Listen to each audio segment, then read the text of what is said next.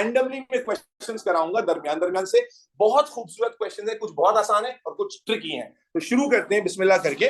Which statement about enzymes is always correct? अच्छा, एक approach सुन लो बेटा गौर से भी ना, क्योंकि अब तक मैंने जो वर्कशीट तुम लोगों को कराई थी बड़ी सिंपल थी। This is directly from past paper. याद रखो बेटा, एमसीक्यू में ये मैं एज ए स्टूडेंट गलती कर चुका हूं। मैं उसके बाद हर साल अपने बच्चों को बोलता हूं एमसीक्यू की अप्रोच ठीक करें। एमसीक्यू में जल्दबाजी इज हानिकारक। आप सवाल पढ़ें, उसके सारे ऑप्शंस पढ़ें, हमेशा ऑड वन आउट स्ट्रेटेजी पे जाएं। आपको एट अ ग्लांस लग रहा है ये आंसर है, डू नॉट जंप। आप पहले उसको क्रॉस करें जो आंसर हो ही नहीं सकता। This will make you learn faster और तुम्हें कॉन्फिडेंस भी मिलेगा। बच्चों का क्या अप्रोच होता है, ऑप्शन ए पढ़ा, हाँ हाँ यही आंसर लगा दिया, पता चला ऑप्शन बी उससे ज्यादा ऑथेंटिक आंसर था। और इसलिए एग्जामिनर की साइकी भी यही होती है। एग्जामिनर क्या करता है, इस तरह के कंफ्यूजिंग कॉन्सेप्ट में यूजुअली जो गलत आंसर्स होते हैं वो पहले देता है, जिसमें बच्चा स्लिप हो जाता है। ठीक है, ये इन जनरल बता रहा हूं। चलें तो हम भी ये देखेंगे इसी प्रैक्टिस को कि हम जल्दी से आंसर पे जंप नहीं करेंगे। Which statement about enzyme is always correct? Always correct का मतलब हमेशा ठीक होगी। आ जाओ, क्या हो रहा है आज? ही कहां से बच्चे भाई, कहां से भेजते जा रहे हो भाई? अब क्लास के बाद रुकना है जो नए बच्चे हैं आज। तो number 1, they change reactions to produce different end end products. पहला स्टेटमेंट आपने बताना है कि कौन सा स्टेटमेंट हमेशा ठीक होगा। ऑप्शन नंबर ए क्या है? They change reactions to produce different end products. क्या एंजाइम अलग अलग एंड प्रोडक्ट्स बनाते हैं? अगर मेरे पास एक एंजाइम है अमाइलेज, तो क्या कभी वो और प्रोडक्ट बनाएगा, कभी कुछ और प्रोडक्ट बनाएगा? No, we have studied that enzymes के जो सबस्ट्रेट होते हैं वो फिक्स्ड होते हैं और एंजाइम के प्रोडक्ट भी फिक्स होते हैं। Do we know that? कि एंजाइम का अगर पेप्सिन है तो वो प्रोटीन ही पर एक्ट करेगा, अगर अमाइलेज है तो वो कार्बोहाइड्रेट पे ही एक्ट करेगा, अगर लाइपेज है तो लिपिड पे ही एक्ट करेगा, और जब एक्ट सेम चीज पे करेगा तो प्रोडक्ट भी सेम होंगे। तो इट मींस कि they change reactions to produce different end products. ये गलत हो गया। आगे चलते हैं। They change the rate of reaction. क्या एंजाइम, रेट किसे कहते हैं? स्पीड को। तो क्या एंजाइम रिएक्शंस की स्पीड को चेंज करते हैं? This is what the definition of enzyme is. What is enzyme? Enzymes are biological catalysts which alters the speed of reaction without getting consumed in them. तो हम इसको ये नहीं कहेंगे फटाक से आंसर हो गया, हम this could be the answer, क्योंकि अभी हमने चारों ऑप्शंस नहीं पढ़े। They change the rate of reaction. Enzymes क्या स्पीड रेट कहते हैं स्पीड को, तो क्या स्पीड ऑफ रिएक्शन को चेंज करते हैं? बेटा एंजाइम का पास पेपर सेशन है, चैप्टर एंजाइम। ठीक है, पढ़ा है स्कूल में कभी? हाँ, तो थोड़ा ट्राई करना क्योंकि चैप्टर कंप्लीट हुआ है। अच्छा, उसके बाद आ जाओ। They catalyse reactions inside body cells. कहता है कि ये रिएक्शंस को कैटेलाइज करते हैं बॉडी सेल्स के अंदर। क्या एंजाइम सिर्फ बॉडी सेल्स के अंदर है? क्या आपके ब्लड में एंजाइम्स नहीं होते? ब्लड बॉडी सेल के बाहर है ना। फिर क्या एंजाइम लैब में नहीं यूज कर रहे हैं हम लोग? क्या एंजाइम का यूज सिर्फ बॉडी के अंदर हो रहा है? नहीं। आज मैंने उस दिन क्या बताया था, आपका जो पैकेज फूड आता है उसमें बहुत सारे एंजाइम्स हैं। क्या दूध के अंदर एंजाइम्स काम कर रहे हैं? बिल्कुल कर रहे हैं। आपके वो सर्फ एक्सेल के इश्तिहार में देख लो, एरियल के इश्तिहार में देख लो, वहां भी वो कहता है कि एंजाइमेटिक एक्शन। तो एंजाइम्स का रोल सिर्फ बॉडी के अंदर नहीं है। तो हम जब ये कहते हैं कि they catalyse reaction inside body cells, this is not always correct. आगे चलें। They catalyse reactions at body temperature. What is your body temperature? 30. Your body temperature ranges in between 37 to 38. आपका जो बॉडी टेम्परेचर है वो 37 degree Celsius to 38 degree Celsius में range करता है। तो क्या एंजाइम सिर्फ 36 37 पे काम करते हैं? नहीं। हमने क्या पढ़ा था, अभी लिखा मैंने कि एंजाइम कितने डिग्री पे काम कर रहे होते हैं? 10 to 45 डिग्री। तो क्या ये बॉडी रेंज से बाहर भी जा रहा है या नहीं जा रहा? बिल्कुल जा रहा है। इसका मतलब ये भी गलत है। Now from the odd one out strategy we are damn sure that B will be the answer. देखो इस तरह से फायदा क्या होता है कि आप जो नहीं है ना उससे भी आप सीखते हो कि भाई इसमें क्या गलत था। क्लियर है भाई? ठीक है, मैं जंप कर करके करूंगा, सारे एक जैसे सवाल नहीं कराऊंगा। ठीक है, आगे चलो। The diagram shows an enzyme molecule and some substrate molecule. ये एंजाइम आपके सामने बना हुआ है। ये क्या है? इसकी एक्टिव साइट। एक एक्टिव साइट है कि दो हैं? तो इससे पता चला एक से ज्यादा एक्टिव साइट भी हो सकती है। ये आपकी लर्निंग हो गई that enzymes can have more multiple active sites. तो ये एंजाइम का मॉलिक्यूल है। अच्छा, which diagram shows the substrate molecule for this enzyme? What is the idea? Key lock. Key lock. Repeat तो करने दो, सिर्फ एबीसीडी थोड़ी खेलना, करोड़पति चल रहा है। अमिताभ बच्चन क्या कहा हमने, आइडिया क्या था, की लॉग का आइडिया था कि जिस शेप की एक्टिव साइट होगी सबस्ट्रेट की शेप उसकी कॉम्प्लीमेंट्री होगी। तो यहां पर एक विजुअल इमेजिनेशन रिक्वायर्ड है, क्या कि इस शेप में कौन सी शेप फिट होगी। पहले इसको देखें जरा, ये दोनों ट्रायंगुलर शेप है, एक जगह फिट होगा दूसरी जगह नहीं होगा। इसमें ये स्फेरिकल पार्ट आ गया, ये भी फिट नहीं होगा, ये कमबख्त भी फिट नहीं होगा। लेकिन इधर देखेंगे तो एक जगह वही रेक्टेंगुलर एंगल है और एक जगह वो ट्रायंगुलर है। तो बिल्कुल आपने बिल्कुल सही किया, फटाक से ए कर दिया, लेकिन फटाक से करने से पहले जरूर देख लिया करें। ठीक हो गया, आगे चलें। Which word describes an enzyme that has its active site changed by high temperature? जब टेम्परेचर हाई हो जाए और एक्टिव साइट की शेप क्या हो जाए, क्या हमने यही पढ़ा था कि जब टेम्परेचर बढ़ा देते हैं तो एनर्जी इतनी ज्यादा हो जाती है। और बड़ा कर दूं, ये इतना बड़ा कर दूं भाई, स्टेटमेंट तो नजर अच्छा खासा बड़ा तो है बच्चे, तो मैं क्या इनके साथ बैठा देता हूँ आपको, मैं क्या करूं बताओ मुझे, मैं रीड कर देता हूँ मेरा बच्चा, मैं को मजाक नहीं उड़ा रहा हूँ भाई। ठीक है, which word describe an enzyme that has its active site changed by high temperature? तो जब हाई टेम्परेचर जाता है what is the effect? Kinetic energy बढ़ती है और बॉन्ड्स ब्रेक होना शुरू हो जाते हैं। यहां तक कि अगर एंजाइम की एक्टिव साइट ऐसी थी, अब वो चेंज हो गया, ऐसे टेढ़ी मेढ़ी हो गई, तो क्या सबस्ट्रेट बाइंड हो सकेगा? नहीं हो सकेगा। तो the word to describe that is denature. अच्छा, एक वर्ड और आता है, इसमें तो नहीं है, एक वर्ड और आता है फ्रेगमेंटेशन। अक्सर बच्चे ना फ्रेगमेंटेशन या डिस्ट्रक्शन ऑफ एंजाइम पे चले जाते हैं। अगर आता है डिस्ट्रक्शन, याद रखो एंजाइम डिस्ट्रॉय नहीं हो रहा है। डिस्ट्रक्शन या फ्रेगमेंटेशन किसे कहते हैं? इमेजिन करो ये एंजाइम है, मैं इसके टुकड़े टुकड़े कर देता, अब मैं कहता कि डिस्ट्रक्शन हो रही है, इसके टुकड़े टुकड़े करके छोटे छोटे पीसेस बना लेता, बोटी बोटी कर देता, तब मैं कहता ये फ्रेगमेंटेशन या डिस्ट्रक्शन है। याद रखें टेम्परेचर या पीएच से ये नहीं हो रहा। क्या हो रहा है टेम्परेचर पीएच से? कि अगर एंजाइम ऐसा था तो अब वो उसकी शेप खराब हो गई है, तो इसको डिस्ट्रक्शन नहीं कह सकते।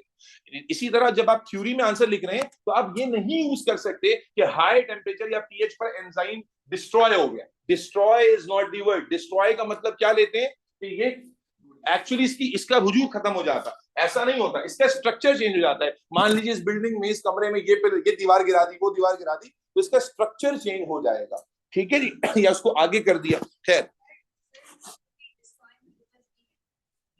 नहीं, अगर आप उसको हीट करते ही चले जाएंगे इवेंचुअली वो डिस्ट्रॉय होंगे, लेकिन उससे पहले ही वो डीएक्टिव, तो पहले तो डीनेचुरेशन ही होती है ना। अगर आप उसको डिस्ट्रॉय करने जाए फिर 200 डिग्री पे ले जाए, लेकिन 200 डिग्री ज्यादा डायरेक्ट तो नहीं जाएगा ना, पहले तो 45 से होता हुआ जाएगा। चलो मेरे बच्चे, what is the correct description of enzyme? Correct description, a biological catalyst made up of lipids. अब देखो जो जल्दबाज बच्चा होता है ना, अब बायोलॉजिकल कैटलिस्ट पढ़ा, टिक कर दिया। बायोलॉजिकल कैटलिस्ट तो होते हैं ना एंजाइम, लेकिन are they made up of lipids? तो इसलिए जल्दबाजी हानिकारक है। Biological catalyst made up of proteins. Yes, this could be correct, but again, read all these statements. ठीक है, अगला, catalysts that slow down chemical reactions and are changed by the reaction.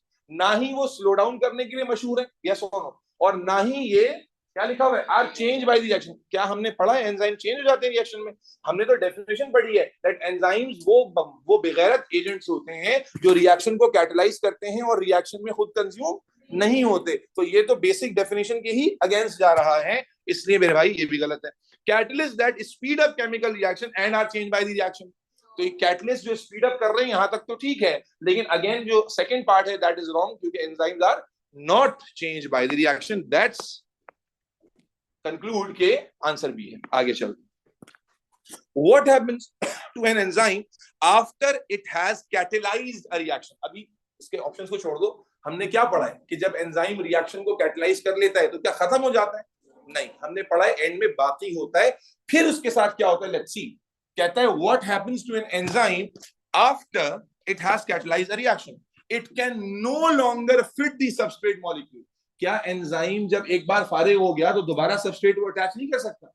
ये भाई साहब तो कह रहे हैं कि it can no longer fit the substrate. भाई इट कैन, तो ऑब्वियसली दिस इज रॉन्ग। ठीक है, आगे चल रहे हैं। It can now catalyse several different reactions. क्या एंजाइम डिफरेंट डिफरेंट रिएक्शंस को कैटलाइज कर सकता है? हमने क्या पढ़ा, all enzymes are highly specific for one type of reaction. ऐसा तो नहीं है ना कि प्रोटीएज फारिग हो गया तो अब लिपिड को कैटलाइज कर देगा, ऐसा नहीं होगा। ठीक है जी, अच्छा, it has become part of the product molecule. क्या एंजाइम प्रोडक्ट का पार्ट बन जाता है? नहीं, हमने रिएक्शन में क्या लिखा था कि एंजाइम सबस्ट्रेट से कंबाइन होता है, क्या बनाता है? एंजाइम सबस्ट्रेट कॉम्प्लेक्स, और फिर वो कन्वर्ट होता है प्रोडक्ट में और एंजाइम अलग हो जाता है। ये थी ना वर्ड इक्वेशन। तो अब ये भी गलत हो गया क्योंकि ये प्रोडक्ट का पार्ट नहीं बनता। Again odd one out will lead you to the right answer. It is available to catalyse the same reaction again. दोबारा उसी रिएक्शन को कैटलाइज करने के लिए रेडी है, यस और नो? डिफरेंट रिएक्शन को कैटलाइज नहीं करते क्योंकि एंजाइम्स बावफा होते हैं, बेवफा नहीं होते। एक बार जो कमिटमेंट कर देते हैं फिर निभा देते हैं, ठीक है? चल, विच स्टेटमेंट अबाउट एंजाइम, अच्छा ये एक जैसे हो रहे हैं, ठीक है, थोड़ा सा जंप करते हैं। ये देखें, अच्छा ये वर्कशीट भी मैं ग्रुप पे डाल दूंगा, ये आप कंप्लीट करेंगे, ठीक है? अभी 9-10 देखिए, फिर कुछ मुझे ग्राफ, असल मुझे आपको ले जाना है पार्ट 2 पे जो ग्राफ वाला पार्ट है, लेकिन थोड़ा रिदम बन जाए। Which are properties of enzymes, ठीक है? अब 3 कॉलम दिए हुए, reusable, specific in their action, unaffected by temperature. क्या टेम्परेचर से अनअफेक्टेड होते हैं? नो, तो ये तो गलत हो जाएगा, यस और नो? फिर स्पेसिफिक होते हैं या नहीं होते? हाईली स्पेसिफिक, अभी हमने कहा बावफा होते हैं, तो इसका मतलब यहां क्रॉस और यहां टिक होना तो ऑब्वियस है भी? ये बात समझते हो ना कि यहां क्रॉस होगा। अब यहां पर क्रॉस का, अब देखो रूल आउट कर दो। कॉम्बिनेशन वाले ना क्वेश्चन ज्यादा आसान होते हैं, अगर आपने एक भी सही पकड़ लिया तो आंसर मिल जाएगा। यहां क्रॉस होना चाहिए क्योंकि ये बात गलत है, they are unaffected by temperature. ये बात तो गलत हो गई ना, तो ये आपका गलत हो गया। फिर specific in their action, yes they are, इसमें तो टिक होना ही चाहिए। और उसके बाद क्या ये रीयूजेबल होते हैं? बिल्कुल होते हैं। अभी तो हमने कहा एक रिएक्शन को कैटलाइज करेंगे, फिर मजीद सबस्ट्रेट को वेलकम करेंगे, फिर कैटलाइज करेंगे, ठीक है? तो क्या आंसर बनेगा? अच्छा ये देख लें, ये थोड़ा सा पूछने का कॉन्सेप्ट सिंपल है, स्टाइल मुख्तलिफ है। The diagram represents an enzyme molecule which could be the substrate. Again इसमें फिट होने वाला कॉम्बिनेशन चाहिए, और ये कॉम्बिनेशंस में है, जरा देखिए, मुझे बताएं क्या W फिट हो सकता है? नहीं हो सकता भाई, ये सबके तरफ से आना चाहिए, सिर्फ आगे वालों के जवाब नहीं आने चाहिए। अगर किसी को कंफ्यूजन होगी तो पूछना है। अच्छा, W फिट नहीं हो सकता, Y हो जाएगा। अगर आप उठाएं इसको, अभी उठा नहीं सकते, स्मार्ट बोर्ड होता है ये हिस्सा इसके अंदर एंटर हो जाएगा, कॉम्प्लीमेंट्री शेप का। व्हाट अबाउट Z भी हो जाएगा। नॉर्मली जो जल्दबाजी में, देखो एग्जाम में बड़ा कमीना होता है, देखो लिखा हुआ है ना वाई ओनली, क्यों? क्योंकि जब, और देखो जो गलत ऑप्शन है ना वो देता है पहले, ताकि अगर आप जल्दबाज हैं तो बस आप फंस जाएंगे। आप बोलेंगे बस अम्मी मिठाई बांटे, पेपर बहुत अच्छा हुआ सर, A स्टार पक्का है। मैंने ये वाकया आपको नहीं सुनाया, 2-3 साल पहले मेरा एक स्टूडेंट था लड़का, तो वो बस एवरेज, मतलब पढ़ता नहीं था, तेज बच्चा था, तो सडनली उसको गैरत आई, फरवरी के बाद उसने पढ़ना शुरू किया दबा कर। पेपर के बाद उसका फोन आया कि सर आपसे एक बात शेयर करनी है। मैंने कहा बोलो बेटा। कहने लगा सर वो पेपर, मैंने कहा क्या पेपर खराब हो गया क्या? एक बात शेयर करनी है तो अल्लाह खैर करे। बिल्कुल सर, आप किसी को बताएंगे तो नहीं? मैंने कहा वो मैं सोचूंगा कि क्या बात है, कि बताने वाली है या नहीं है। तो कहने लगे सर पेपर इतना अच्छा हो गया कि मुझे लग रहा है डिस्टिंक्शन आ जाएगी। ये नहीं कह रहा इसका, कह रहा डिस्टिंक्शन आया, आखिर में B ग्रेड आया उसका। क्योंकि बात असल में ये है कि मेहनत जो है ना वो, अब मैं अक्सर कहता हूँ आप मेहनत इतनी करते हैं और काउंट उसे इतना कर लेते हैं। याद रखें कंसिस्टेंसी का कोई मुकाबला, जो बच्चा कंसिस्टेंट है ना उसके रिजल्ट की जमानत दी जा सकती है। टेस्ट ओरिएंटेड पढ़ाई नहीं। जी बेटा, हाँ सर कैसे होगा? विजुअल इमेजिनेशन, इमेजिन करो मैं ये टुकड़ा उठाऊं और ये भी टुकड़ा उठाऊं और इसको यहां ले जाऊं, फिट इन करने की कोशिश करूं तो ये देखो ना, ये इसका शेप पे गौर करें। चले मैं इसके सामने बना लेता हूं ना, ये एंजाइम का ये है ना शेप, तो ये हाफ और ये हाफ इसके अंदर फिट इन हो जाएगा। ये ऐसा ही है कि एक चाबी आपके पास टूट गई 2 हाफ्स में, तो आप उनको करीब लाकर जोड़कर फिट इन कर सकेंगे। This is all in your visual imagination. अगर आप इमेजिन कर पाएंगे तो ये बात समझ पाएंगे। ये तो पूरा स्ट्रेट अवे जाके फिट हो जाएगा, बट ये भी कॉम्प्लीमेंट्री ही शेप है बेटा, समझ आ रही बात? ये विजुअल इमेजिनेशन से। तो एग्जामिनर आपको वाई पे फंसाना चाहता है, लेकिन अगर आप थोड़ी तसल्ली से कर रहे हैं तो आप नहीं फंसेंगे। आप किस पर चले जाएंगे? वाई एंड Z पर। अच्छा आगे चलते हैं। फिर इसी तरह के और सवाल आपको नजर आ रहे हैं, वही एंजाइम सबस्ट्रेट सिलेक्ट करें, ये आप खुद कीजिएगा, ठीक है? कुछ आपके लिए छोड़ देंगे ना, ये वर्कशीट आपके ग्रुप पे डलेगी, कल से पहले कंप्लीट करके आए। कल से पहले ये सॉफ्ट कॉपी है, गूगल क्लासरूम जो बनाए जो बाहर है वो आपको लिंक शिंक दे देंगे, उस पर सबमिट करके आना। जिसका सबमिशन नहीं वो क्लास नहीं। इन एंजाइम एक्शन वेयर इज, मैंने कहा था ये आता है बहुत कि लॉग कौन है की कौन है, in the enzyme action where is the active site and where are the lock and key. कहते हैं एंजाइम के एक्शन में लॉक की कहां होता है और जो है ना एक्टिव साइट कहां होती है। एक्टिव साइट किस पे होती है? ऑब्वियसली किस पे होती है? एंजाइम पे। की कौन होता है और लॉक कौन होता है? अब जब आपको सारा आंसर पता है तो चूज द राइट कॉम्बिनेशन। सही है। तो अब ये सवाल बिल्कुल ही बच्चों वाले हैं, है ना। अगर आपने पढ़ा हुआ है तो देयर इज नो रीजन कि आप उसको अलग करें। तो इसलिए यहां से मैं और लंबा जंप लेता हूं। एक ये वाला सवाल भी देख लीजिए, ये दो क्वेश्चंस देख लीजिए 14 और 15। उसके बाद मैं आपको जंप कराऊंगा असल वाले खानदानी सवाल में आते हैं जिसमें डायग्राम्स आती है। Which statements are correct for all enzymes. ठीक है, ये अगेन एक कंफ्यूजिंग क्वेश्चन होता है जिसमें स्टेटमेंट है and combinations of answer can be right और wrong. So they are proteins. क्या सारे एंजाइम्स प्रोटीन्स होते हैं? यस और no? All enzymes are proteins. तो ये तो ठीक है, यस और नो? अब अगर ये ठीक है तो 2, 3, 4 पे जाने से पहले एक कुछ ऑब्वियस अप्रोच बनेगी। वो क्या बनेगी कि भाई 1 तो ठीक है तो आंसर शायद ए और बी में से हो। आगे चलते हैं। They are secreted into alimentary canal. क्या सारे एंजाइम एलिमेंट्री कैनाल में सिक्रीट हो रहे हैं? Obviously not. क्या सिलाइवा एलिमेंट्री कैनाल में सिक्रीट होता है? ऑब्वियस। क्या ब्लड के एंजाइम्स एलिमेंट्री कैनाल में सिक्रीट होते हैं? ऑब्वियस। तो ये तो गलत है। ठीक है जी। फिर they speed up biochemical reaction. Are enzymes famous to speed up biochemical reactions? Yes, enzymes are famous for this mechanism. वो तो मैंने आपको एक ब्रॉड स्पेक्ट्रम दिया है कि आपके एंजाइम बहुत ज्यादा काम करते हैं, जितना आप सोचते हैं उससे भी ज्यादा। फिर none of them work at low pH. क्या लो पीएच पे कोई एंजाइम काम नहीं करता? कौन से? स्टमक वाले।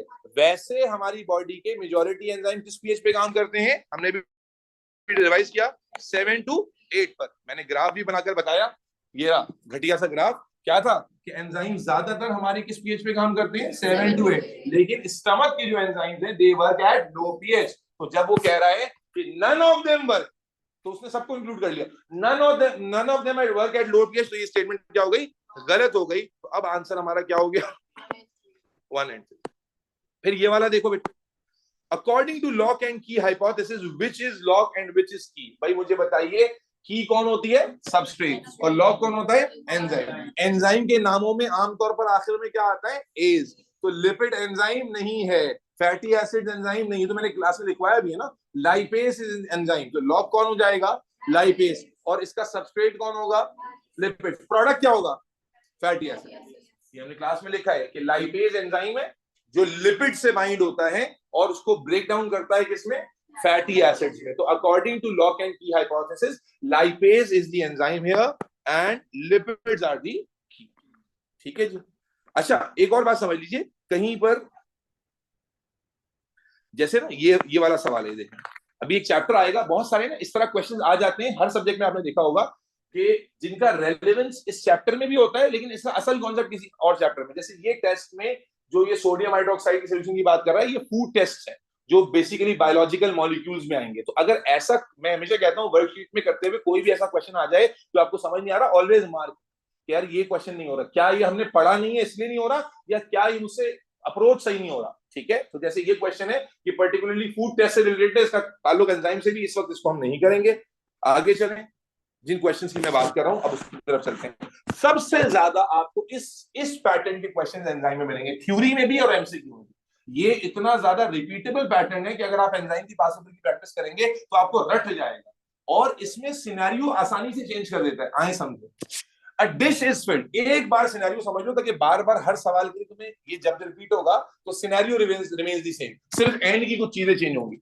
A dish is filled with agar jelly containing protein. Agarose एक मीडियम है, जैसे पानी एक मीडियम है, तो एगारोज जेली एक मीडियम होता है जो बायोलॉजी लैब्स में इस्तेमाल होता है मल्टीपल चीजों के लिए। तो ये एगार जेली है, ठीक है, जो बेसिकली एक मीडियम का काम कर रही है। Containing protein. अब इस एगार जेली में हमने क्या मिक्स कर दिया है? प्रोटीन मिक्स कर दिया। प्रोटीन को कौन तोड़ता है? प्रोटीएज। ठीक है, और प्रोटीएज क्या लो पीएच पे काम कर सकता है? यस, क्योंकि प्रोटीएज स्टमक का एंजाइम है ना। तो 4 holes are cut in the jelly and each hole is filled as shown. अब 4 होल काट दिए आपने जेली के अंदर। एक में पेप्सिन का सॉल्यूशन डाला है, एक में पेप्सिन एंड हाइड्रोक्लोरिक एसिड डाला है। हाइड्रोक्लोरिक एसिड की वजह से क्या होगा? पीएच कंडीशन कनेक्ट करो। हाइड्रोक्लोरिक एसिड स्ट्रॉन्ग एसिड होता है और ये पीएच को क्या कर देगा? लो कर देगा। Boiled pepsin solution. Boiled pepsin solution का मतलब क्या हुआ, आपने पेप्सिन को इतना गर्म कर दिया कि वो क्या हो चुका होगा, डीनेचर। फिर डिस्टिल्ड वाटर, डिस्टिल्ड वाटर का मतलब इसमें एंजाइम डाला ही नहीं है, यस और नो। अब मुझे वैसे ही बताओ, छोड़ो सवाल की, छोड़ो उसको, मुझे बताओ कि पेप्सिन कहां एक्टिविटी कर पाएगा, क्या यहां पेप्सिन की एक्टिविटी होगी, क्या पेप्सिन एंजाइम नॉर्मल कंडीशन में काम कर सकता है, नहीं। पेप्सिन एंजाइम को काम करने के लिए लो पीएच चाहिए, because we know that pepsin is an enzyme from stomach and pepsin enzyme normal pH पर काम, अगर कोई और एंजाइम होता तो करता, कोई और एंजाइम होता स्टमक के अलावा, फॉर एग्जांपल अमाइलेज, अगर यहीं पर अभी आगे आ जाएगा, अगर यहीं पर अमाइलेज होता तो क्या काम करता, बिल्कुल करता, बट पेप्सिन नॉर्मल कंडीशंस पे काम नहीं कर सकता, उसको लो पीएच चाहिए, जो यहाँ उसको कौन देगा, HCl। अच्छा मजे की बात क्या है, अगर मैं यहाँ अमाइलेज रिप्लेस कर दूं तो अमाइलेज क्या लो पीएच पे काम करेगा, नहीं, लेकिन पेप्सिन काम कर लेगा। अच्छा यहाँ बॉइल्ड पेप्सिन काम करेगा क्या, नहीं करेगा, क्योंकि बॉईल करने से क्या हो जाएगा, डीनेचर हो जाएगा, यस और नो। और यहाँ तो एंजाइम ही नहीं है। अब सवाल देख लो, आफ्टर, अच्छा pepsin is a proteases found in the stomach, ये उसने बता भी दिया, क्योंकि उसको पता है बच्चे बिल्कुल ही नल्ले हैं, उनको कुछ नहीं पता, तो ये बताया कि पेप्सिन प्रोटीज है, यानी प्रोटीन को ब्रेक डाउन करने वाला, और स्टमक में होता है, रेफरेंस टू स्टमक दे दिया। After 30 minutes, which hole will be surrounded by the largest area without protein? Without protein कैसे होगा, जब प्रोटीन ब्रेक डाउन होगा। विदाउट प्रोटीन एरिया कैसे आएगा, जब प्रोटीन ब्रेक डाउन होगा, और प्रोटीन ब्रेक डाउन कब होगा, जब पेप्सिन काम करेगा। पेप्सिन किस कंडीशन में काम करेगा, ना यहाँ काम करेगा, ना यहाँ काम करेगा, ना यहाँ काम करेगा, it will only work in condition B. Do we know the reason, यहाँ क्यों नहीं काम कर रहा, क्योंकि पीएच लो चाहिए। अगर यहाँ अमाइलेज लाइपेज होता तो करता क्या, अगर यहाँ अमाइलेज लाइपेज होता तो काम होता, बेटा बोलो, नहीं होता। क्या यहाँ बॉइल्ड कर देते तो ना अमाइलेज लाइपेज काम करता, ना पेप्सिन काम करता, तो आंसर क्या हो गया, बी। अच्छा फिर ये वाला सवाल देखो, the diagram represent stages in the breakdown of starch to maltose, starch to maltose, तो स्टार्च क्या हुआ, सबस्ट्रेट, माल्टोज क्या हुआ, product, by the enzyme amylase, amylase क्या हो गया, बड़ा कर देते हैं। दोबारा देखो जो डिस्क्रिप्शन को दे रहा है, diagram represents the stages in the breakdown, किसका ब्रेकडाउन, तो स्टार्च क्या हुआ, स्टार्च क्या हुआ भाई, किसको ब्रेक डाउन करते हैं, एंजाइम क्या करता है मुझे बताओ, एंजाइम एक सब्सटेंस को हाइड्रोलाइज ब्रेक डाउन करता है इनटू प्रोडक्ट, तो स्टेटमेंट को रीड करो ना, the diagram represent the stages, फिर किसको करता है, प्रोसेस को, enzymes catalyzes the conversion of substrate into product, so lipid is the substrate which is broken down into fatty acids, तो ब्रेक डाउन ही तो हो रहा होता है। अच्छा फिर क्या हुआ, आपने अभी जो डायग्राम बनाई 50 दफा बोला, एंजाइम कंबाइन किससे होता है, सबस्ट्रेट से, क्या बनाता है एंजाइम सबस्ट्रेट कॉम्प्लेक्स, फिर एंजाइम तो रहता है, तो प्रोडक्ट में कौन कन्वर्ट हुआ, सबस्ट्रेट हुआ ना, क्या हो गया, रिजल्ट की खुशी ज्यादा है क्या। चल तो अभी अब समझो बेटा, समझो अभी मुश्किल सवालों की तरफ आहिस्ता आहिस्ता जा रहा हूँ, पूरा आपने इन्वॉल्व रहना, ठीक है। The diagram represent stages in the breakdown of starch, तो स्टार्च क्या हुआ, सब अभी हमने सवाल नहीं पढ़ा, बट स्टेटमेंट जो इन्फॉर्मेशन है वो तो समझ आए। स्टार्च क्या हो गया, सबसे टू माल्टोज, तो माल्टोज क्या हुआ, product, by the enzyme amylase, तो अमाइलेज क्या हुआ, एंजाइम हो गया। अच्छा फिर वो क्या कहता है, ये देखो दिखाया हुआ पी, और यहाँ डैश है, ये क्यू है, ये आर एस बन रहा है, ठीक है। Which are the correct labels, भाई पी क्या रिप्रेजेंट कर रहा है, एंजाइम, क्या ये पी एंजाइम है, क्या एक्टिव साइट है, तो पी एंजाइम कौन है इस डिस्क्रिप्शन में, अमाइलेज, तो क्या पी अमाइलेज को शो कर रहा है, बेटा ये बात सबको समझ आनी चाहिए, दोबारा सुन लो अगर किसी को नहीं आई। ऊपर हमने डिसाइड कर लिया था कि ये सबस्ट्रेट है, ये डिसीजन है या नहीं है, स्टार्च को ब्रेक डाउन कर रहे हैं माल्टोज में, कौन कर रहा है, अमाइलेज, तो अमाइलेज एंजाइम है, ये तो सबको क्लियर है, अमाइलेज एंजाइम में मसला नहीं। फिर एंजाइम, एंजाइम किसको किसमें कन्वर्ट कर रहा है, स्टार्च को माल्टोज, स्टार्च क्या हुआ, सबस्ट्रेट, और माल्टोज क्या हो गया, प्रोडक्ट। अब इसी डायग्राम में देख लीजिए, तो ये पी एंजाइम वाला पार्ट है, तो ये क्या हो जाएगा, अमाइलेज। फिर क्यू जो है यहाँ सबस्ट्रेट को रिप्रेजेंट कर रहा है, तो क्यू कौन होगा, स्टार्च। और यहां पर आर एस क्या बने, प्रोडक्ट, तो आर एस क्या होने चाहिए। अब देख लीजिए कौन से कॉम्बिनेशन में ठीक बैठ रहा है।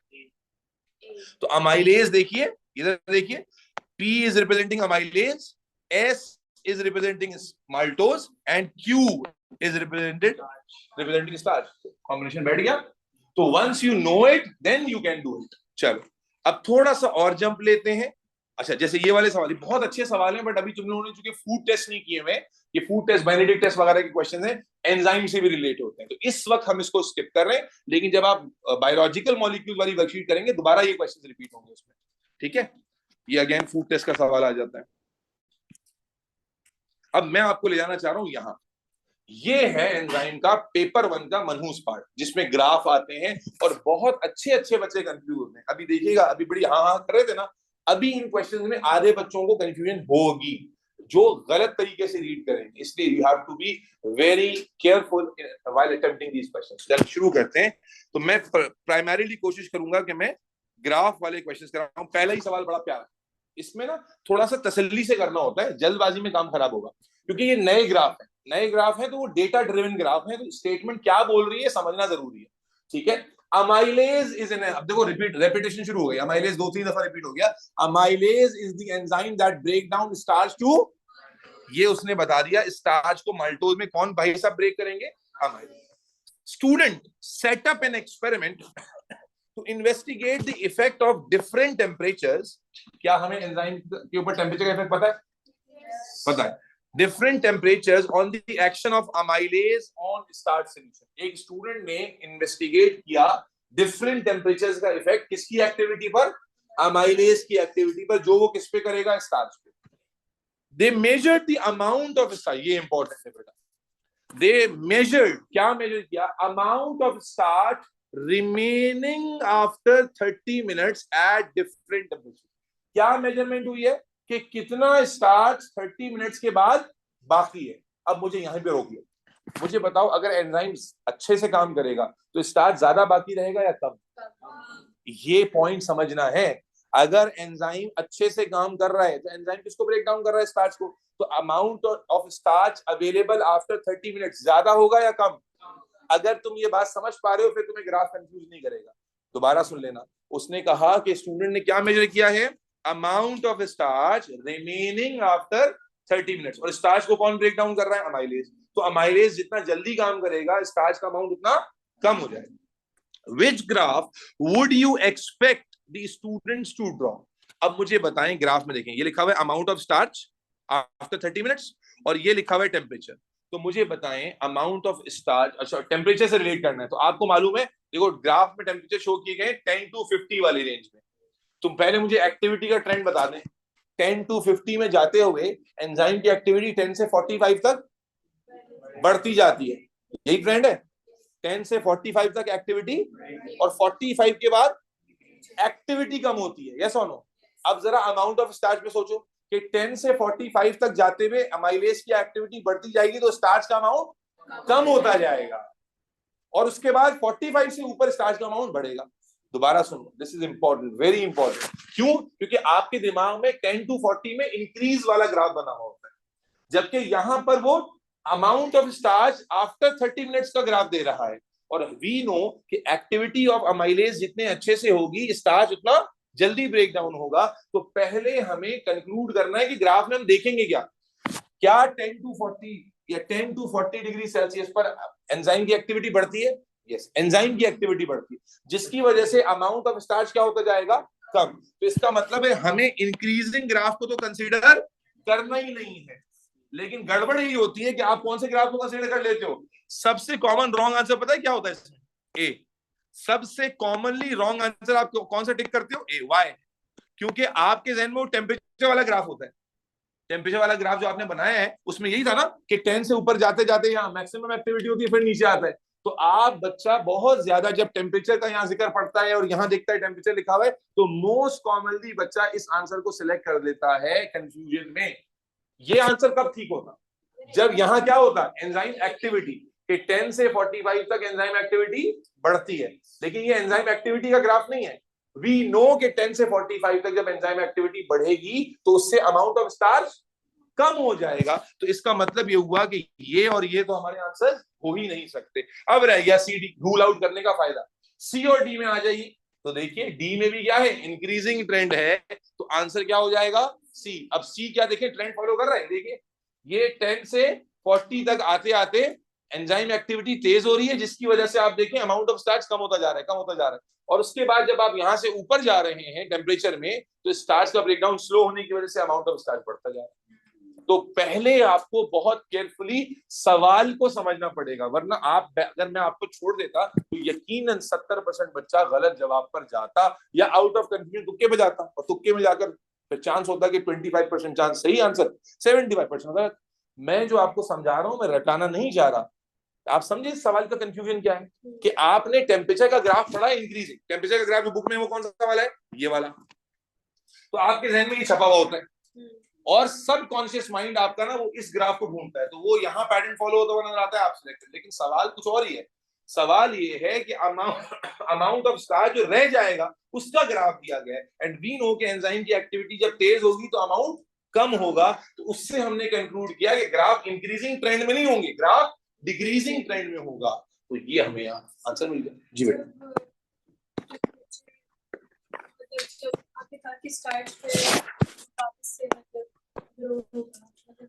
ग्रो नहीं होगा। जब 40 से आप ऊपर जाएंगे तो एंजाइम की एक्टिविटी क्या होगी, एंजाइम डीनेचुरेशन की तरफ जाएगा, तो एंजाइम एक्टिविटी स्लो डाउन होना शुरू हो जाएगी। तो जब 30 मिनट्स के बाद आप स्टार्च मेजर करेंगे एट 50 डिग्री, तो वो ज्यादा होगा। नहीं, these are different experiments. For example student 10 degree पे एक्सपेरिमेंट किया, 20 डिग्री पे अलग एक्सपेरिमेंट किया, 30 डिग्री पे अलग एक्सपेरिमेंट किया, 40 डिग्री पे, तो 10 डिग्री पर उसे स्टार्च ज्यादा मिला, 20 डिग्री पे कम मिला, 30 डिग्री पे कम मिला, 40 डिग्री पे सबसे कम मिला। हाँ, ये तो बाजे उसने लिखा हुआ है, मैं घर से थोड़ी बना, ये सारी information is written here. Interpret करने का डिफरेंस है, समझ आ गई बात। तो ये ग्राफ के बड़े, अच्छा ये बड़ा प्यारा सवाल, बहुत प्यारा सवाल। ये बहुत ही ज्यादा कंफ्यूजिंग क्वेश्चंस हैं, आप जितना अच्छे से इसको समझेंगे उतना फायदा होगा। वरना अगर आप जाने दो डबल है, तो मुझे पूरा यकीन है कि आप इसमें अगर 10 सवाल में ऐसे दूं, 10 में से 6 गलत होंगे, जो जल्दबाज बच्चे हैं। देखो बेटा, अ डाइल्यूट, अच्छा ये अगेन फूड टेस्ट का भी इसमें थोड़ा जिक्र है, लेकिन सवाल बड़ा बेहतरीन है, तो जरा मैं एक्सप्लेन करने की कोशिश करता हूं, क्योंकि information is given. A dilute starch solution turns blue when dilute iodine solution is added. कहता है स्टार्च, आसान कर देता हूं, स्टार्च का सॉल्यूशन ब्लू हो जाता है जब उसमें क्या डालते हैं, आयोडीन। ठीक है, this colour disappears as the starch is broken down by amylase। तो पहले इस इंफॉर्मेशन को समझ लेते हैं कि अगर स्टार्च प्रेजेंट है और उसमें मैं क्या डाल दूं, तो क्या हो जाएगा, ब्लू, तो इंडिकेट करेगा स्टार्च इज देयर। लेकिन अगर मैं स्टार्च को ब्रेक डाउन कर दूं बाय अमाइलेज, तो क्या ये ब्लू होगा, नहीं। तो यही वो बोल रहा है कि starch solution turns blue when very dilute iodine solution is added.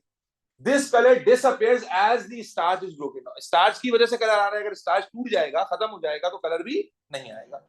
अब the graph shows, उसी कॉन्सेप्ट को रिपीट हो रहा है, the graph shows the disappearance, जैसे वहां अमाउंट था ना, यहाँ disappearance, the graph shows the disappearance of the blue color at different temperatures। तो आप देखें दिखा क्या रहे हैं कि जब टेम्परेचर 10, 20, 30, 40, 50 और फिर वही ट्रेंड फॉलो हो रहा है, देखो और से देखो वही ट्रेंड है। तो क्या दिखाता है कि भाई जब 10 डिग्री पर था, फॉर एग्जांपल आप यहां देखें, ये 10 डिग्री पे कनेक्ट करें, तो जब 10 डिग्री टेम्परेचर था तो टाइम टू डिसअपियर ज्यादा लग रहा है। क्यों, क्योंकि 10 डिग्री पे एक्टिविटी, अमाइलेज की एक्टिविटी 10 डिग्री पे क्या होगी, स्लो। जब स्लो होगी तो स्टार्च को ब्रेक डाउन होने में ज्यादा टाइम लगेगा। इसी तरह जब आप 40 डिग्री पे आ गए, 30-40 के दरमियान आ गए, तो सबसे ज्यादा एक्टिविटी हो रही है, तो स्टार्च जल्दी ब्रेक डाउन हो जा रहा है, कम टाइम लग रहा है। ठीक है जी, ये ट्रेंड समझ आता है। दोबारा सुन लो मेरे बच्चे, लोअर टेम्परेचर पे एंजाइम एक्टिविटी कम होती है, तो स्टार्च ज्यादा टाइम लेगा ब्रेक होने के लिए, इसीलिए देखो टाइम ज्यादा लग रहा है। जैसे जैसे टेम्परेचर आप बढ़ा रहे हैं, एंजाइम की एक्टिविटी बढ़ रही है, तो टाइम कम लग रहा है ब्रेक डाउन करने के लिए। और जब आप फिर बियॉन्ड दी ऑप्टिमम जा रहे हैं, तो स्टार्च की डीनेचुरेशन दोबारा से स्लो डाउन हो गई, क्योंकि enzymes are not able to work. ठीक हो गया। अब सवाल क्या है देखते हैं, Which statement explains the shape of curve? कौन सी स्टेटमेंट इन ऑप्शंस में से इस कर्व की शेप को एक्सप्लेन करती है? Enzyme activity rises as the temperature rises. Enzyme की एक्टिविटी ये बढ़ रही है या कम हो रही है? बताओ, सोच के जवाब दो। एंजाइम की एक्टिविटी बढ़ रही है कम हो रही है? एंजाइम की एक्टिविटी बढ़ रही है, जब भी तो टाइम कम हो रहा है। देखो, आप में से जवाब आया ना कि एंजाइम की एक्टिविटी कम हो रही है, क्योंकि आप फिर इस डिक्रीजिंग लाइन से कंफ्यूज हुए। दोबारा देखिए, एंजाइम की एक्टिविटी भाई आपको पता है ना 10 to 40 में बढ़ती है, फिर कम कैसे हो जाएगी? क्या कम हो रहा है? टाइम। और टाइम क्यों कम हो रहा है बच्चे? क्योंकि एंजाइम की एक्टिविटी तेज होती चली जा रही है। तो आपको नजर आ रहा है जैसे जैसे हम टेम्परेचर बढ़ा रहे हैं, यहां तक तो एंजाइम की एक्टिविटी बढ़ी है, लेकिन ये एंजाइम की एक्टिविटी बढ़ रही है कि कम हो रही है? ये कम हो रही है। दिमाग कंफ्यूज क्यों होता है? क्योंकि लाइन जा रही है ऊपर, मैं बोल रहा हूं कम हो रही है। क्योंकि लाइन में देखो तो कि लेवल क्या हुआ हुआ है? क्या लेवल हुआ हुआ है? टाइम। जब एंजाइम काम नहीं करेगा तो स्टार्च ब्रेकडाउन देर से होगा कि जल्दी होगा? देर से। It will take more time to break, yes और नो? अगर एंजाइम काम नहीं कर रहा तो टाइम क्या बढ़ जाएगा? बढ़ जाएगा।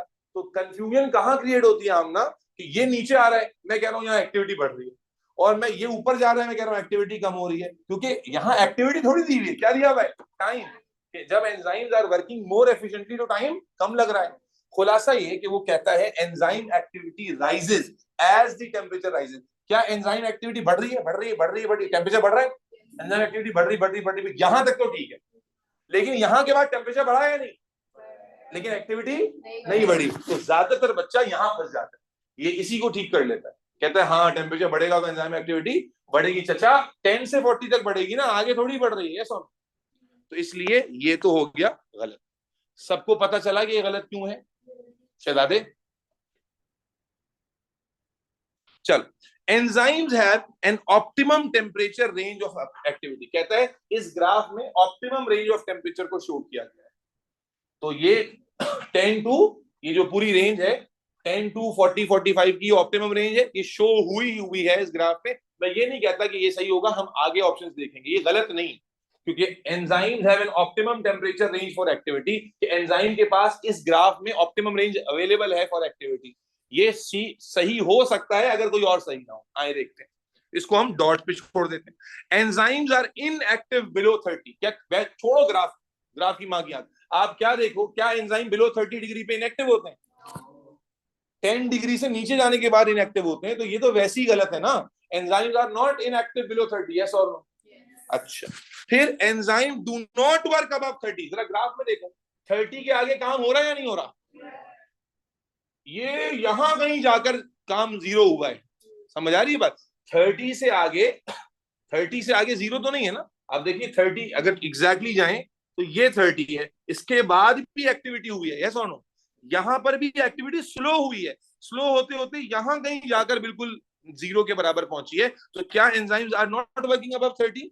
दे आर वर्किंग अबव 30, लेकिन इवेंचुअली वो वर्क स्लो डाउन हो गया है। तो फिर आ गए वही, ये होता है beauty of odd one out, कि जब आप सारे ऑप्शंस पर जल्दबाजी नहीं करते, then your mind picks up the right answer. जी, मेरे बच्चे तो सारे सवाल ग्राफ के थ्रू आते हैं पेपर में। अगर किसी सवाल में बच्चा कह रहा है सर इस सवाल में तो कम कम टाइम मिलता है, आपका पेपर 1 आवर का है, 40 क्वेश्चंस करने हैं, तो आपको लगभग 1.5 मिनट के टाइम को, लेकिन आपसे कुछ सवाल 10 सेकंड में हो जाएंगे और कुछ सवाल का टाइम वहां आप ज्यादा लगाएंगे।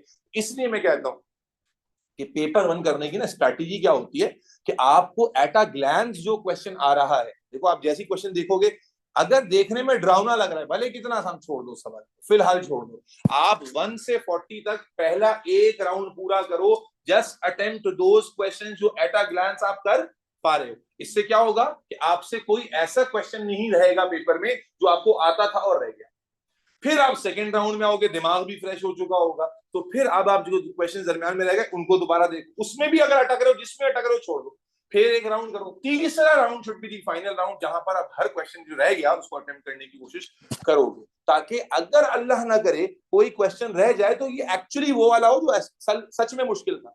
वरना क्या होता है, आप टाइम लूज करते हो, एंड में 4 सवाल वो रहेगा जो आपको आते थे। तो ये गलती नहीं करना, आपने 1 से 40 स्ट्रेट गो में जाना है पहले, और जो एट अ ग्लैंस आसान लग रहा है बस उसको करते जाना है। फिर पढ़ने के बाद लगा के मुश्किल है, छोड़ दो उसको। एक पहले गो में तीन आपके राउंड्स होंगे पेपर 1 में। पहला सीधा, दूसरा उल्टा, और तीसरा जो रह गया उस पर। तब पेपर 1 आपका बेहतर होगा। और अगर कुछ रहा तो वो रहेगा जो एक्चुअली डिफिकल्ट था। ठीक है, और हो सकता है बाकी बच्चों को भी आ गया हो। अच्छा, यहाँ खत्म नहीं होती, ग्राफ भरे में। ये देखो, ये मेरा फेवरेट क्वेश्चन है। अगर आप एक दफा में इस क्वेश्चन को समझ गए ना, क्योंकि मैं हर साल ही कराते आ रहा हूँ और हर साल इस क्वेश्चन में बच्चा फंसता है। शायद मैं टेस्ट में भी दूं तो मैं बता भी दूं, फिर भी टेस्ट में दूं और फिर भी ये क्वेश्चन गलत हो। ठीक है, तो देखते हैं कौन सा बच्चा सही पकड़ता है इसको वन गो में। The graph shows how the rate of reaction of a protease from stomach, वही प्रोटीएज आ गया स्टमक से, वेरीज विद पीएच। इसको यहां तक पढ़ लिया आपने।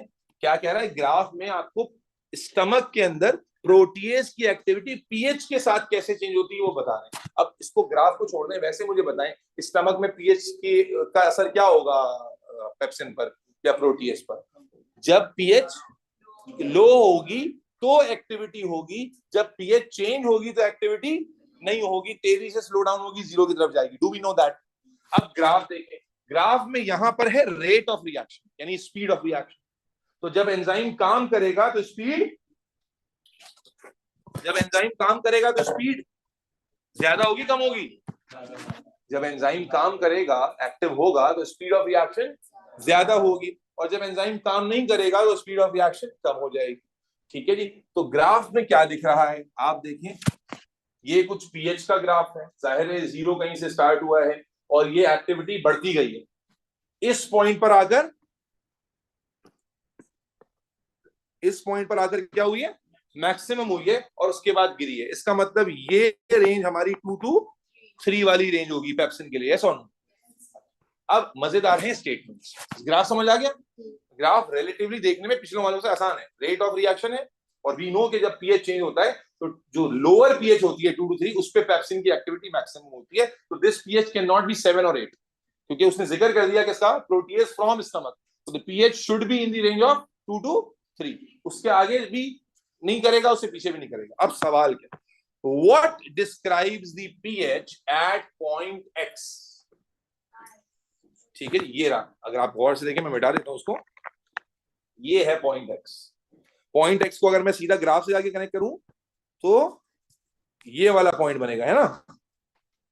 बयाना बोलो ना, ये है ना पॉइंट एक्स। चलो, कहता है कौन सा डिस्क्रिप्शन डिस्क्राइब कर रहा है पीएच को एट पॉइंट एक्स? पहला, the highest pH at which this enzyme is active. चलो पहले सारे ऑप्शंस पढ़ते हैं ना।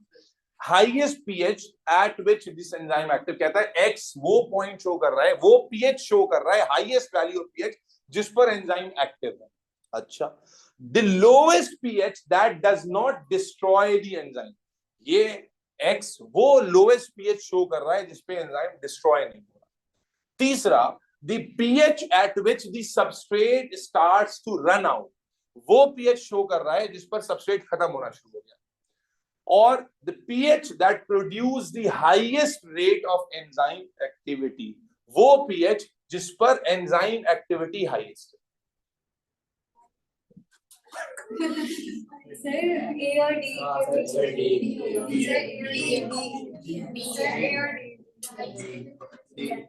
चलें, डी को हटा देते हैं फिलहाल के लिए, डी हटा देते हैं, जरा एबीसी पे दिमाग खराब करते हैं। ठीक है ना, क्योंकि असल यहां से लर्निंग है। तो आंसर शायद डी हो, भी मैं डिस्क्लोज नहीं करता।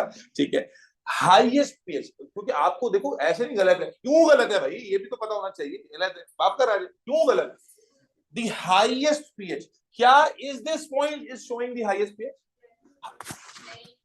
हाईएस्ट भाई, ये अगर 2 हो, मान लो ये 2 हो, ये 3 हो, तो ये 4 नहीं, 4 तक नहीं जाना ग्राफ।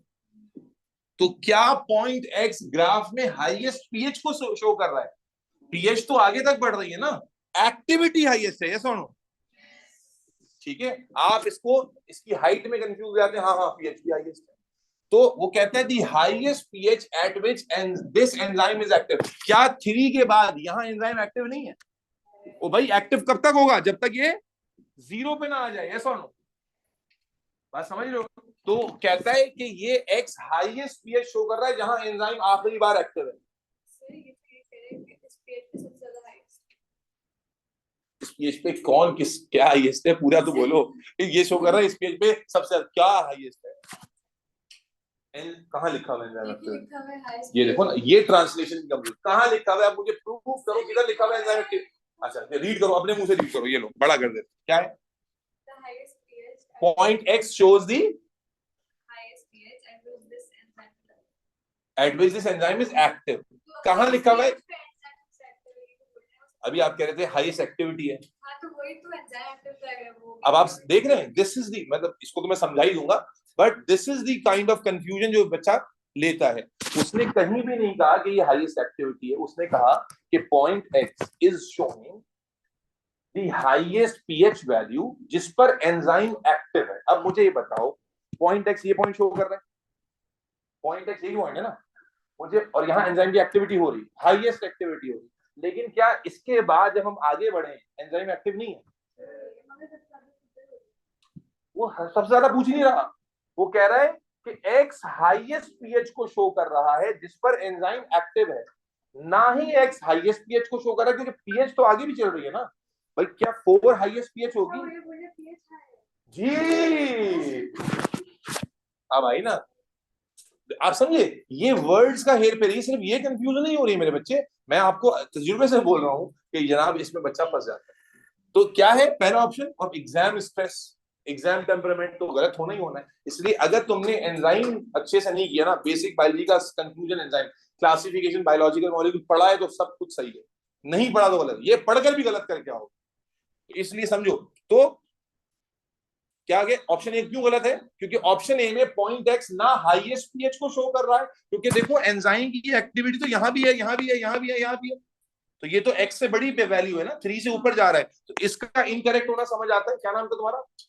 हानिया। हानिया, ये तुम्हें समझ आया है? वो पूछ रही है बेतकल्लुफ, तुम भी पूछो, क्या पॉइंट एक्स हाईएस्ट पीएच को शो कर रहा है? नहीं कर रहा। क्या पॉइंट एक्स के बाद एंजाइम एक्टिव नहीं है? एक्टिविटी कम हो रही है बट एक्टिव तो है ना। चलो, the lowest pH that does not destroy the enzyme, is it the lowest pH? तो भाई लोवेस्ट पीएच तो यहां तक चली आ रही है, और यहां पर भी एंजाइम डिस्ट्रॉय मुकम्मल तौर पर नहीं हुआ। क्या कह रहा है? Point X is showing the lowest pH. Point x को मत भूलो, दिस इज पॉइंट एक्स। वो कह रहा है कि point X is showing the lowest pH. Is point X showing the lowest pH? No, lowest pH तो ये वाली है ना।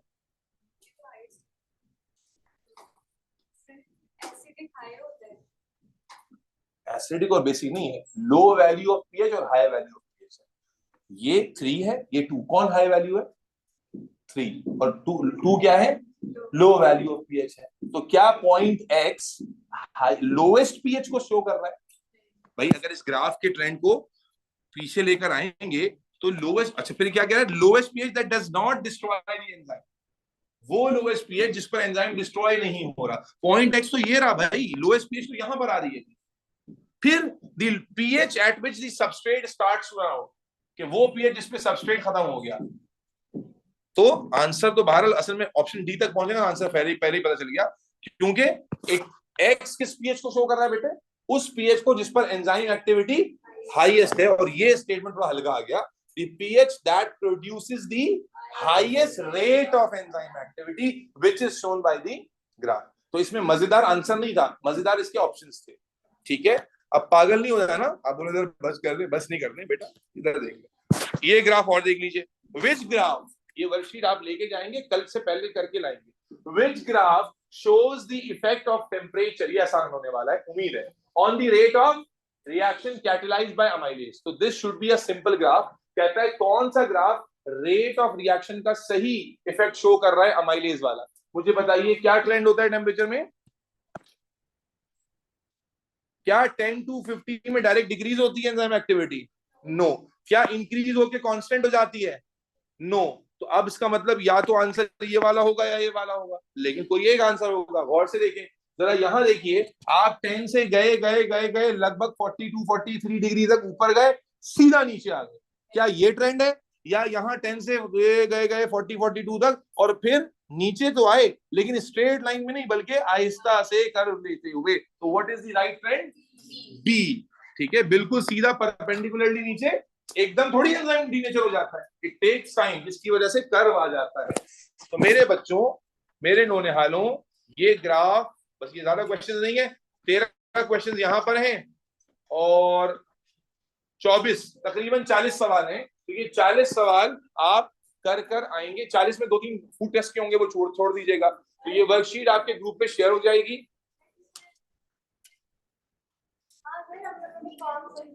पकड़ लो उसको, खड़ा हुआ है तो उसको बोलो क्यों नहीं सर, गर्म हो जाओ, पागल है हम लोग, पागल है, ऐसे ही बोल रहे हैं, पागल है हम लोग।